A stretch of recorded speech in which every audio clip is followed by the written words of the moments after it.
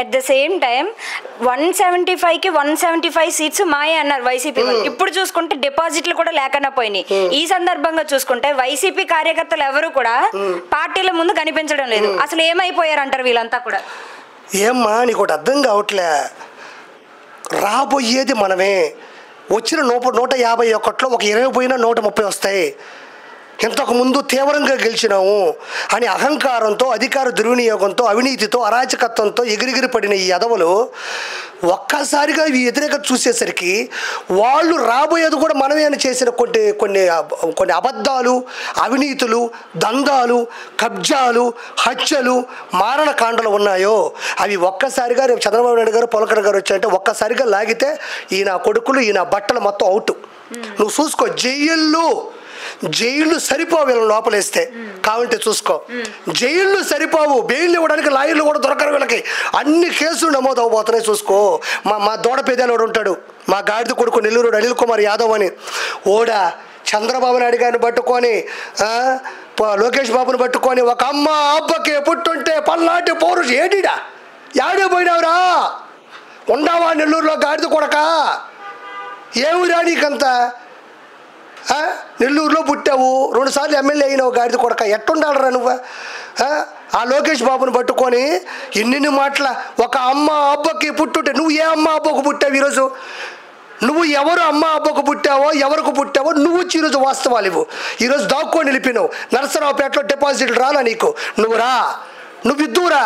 లోకేష్ బాబు అన్నావు కదా అమ్మ అబ్బకు పుట్టావని, నువ్వు అమ్మ అబ్బకు పుట్టుంటే నువ్వు నెల్లూరులో నిలబడి రేపటి చూద్దాం. ఎన్ని అఘాయిత్యాలు, ఎన్ని కబ్జాలు, నువ్వు ఎన్ని రౌడీ సెటిల్మెంట్లు, ఎంత నోటుకొస్తే అంత మాట్లాడి వేమిరెడ్డి గారు లాంటి గొప్ప వ్యక్తిని పట్టుకొని పాపాలు చేసిన వాళ్ళు మాత్రమే పుణ్యాలు చేస్తారన్న ఎదవు నువ్వు ఏ అమ్మ అబ్బకు పుట్టావో, నిజంగా అమ్మ అబ్బకు పుట్టుంటే ఇక మీద నువ్వు నెల్లూరులో నిలబడు, అప్పుడు చూద్దాం. పోయినసారి వచ్చినాయి 10 సీట్లు, ఇప్పుడు టీడీపీ 10 సీట్లు. ఒక్కొక్క రౌడీ నా కొడుకుని చొక్కా లాక్కొట్టే బత్తాసులు కూడా తీసి బట్ట లేకుండా కొడతారు నా కొడకలు. ఇప్పుడు నిలబడరా నువ్వు గాడిది కొడక, చేసే ఒక శవరాజకీయాలు. చెప్పమ్మా. And coming to the point, Sri Reddy Pawan కళ్యాణ్ని నీకెందుకు ఈ రాజకీయాలు, నీకేం తెలుసు అని రాజకీయాల్లో ఉంటావు, వెళ్ళి నువ్వు సినిమాలు చేసుకోరా అంటూ చాలా నీచంగా మాట్లాడింది. ఎన్నెన్ని బూతులు ఆడిందంటే అలాంటి మాటలు ఎవరు ఆడుండ్రు. అలాంటి వీడియోలన్నీ తీసుకొచ్చి కూడా ఆమె పోస్ట్ చేసింది. ఈ సందర్భంగా ఇన్నాళ్ళు లేని ప్రేమ జగనన్న మీద ఎందుకు వచ్చినట్టు? అండ్ అదే కాకుండా జగనన్నకు రాయి తగిలితే మా అన్నకు దెబ్బ తగిలింది అంటూ ఏడుస్తూ ఒక వీడియో కూడా పెట్టింది. దీనిపై మీ స్పందన ఏంటి? అసలు శ్రీరెడ్డి ఎప్పుడు లేని ఎందుకు అలా బిహేవ్ చేసింది అంటారు? ఇప్పుడు విల్లా ఇచ్చారు, విల్లా ఉంది, సెక్యూరిటీ ఉంది, మాట్లాడితే ఇప్పటికప్పుడు అకౌంట్లో డబ్బులు వేస్తారు. 175లో 151 సీట్లు సొంతంగా వచ్చినాయి. 151 మందికి గ్రూప్ ఉంటుంది. వాళ్ళని ఆ లోకంలో ఏమన్నా అంటే వాళ్ళు ఒక చిన్న మెసేజ్ పెడతారు. ఆ పేపర్ ఖాళీ పేపర్ పట్టుకొని ఇంకా వాళ్ళని పట్టుకొని తిడతా ఉంటుంది. ఇది వాస్తవమైన మాట.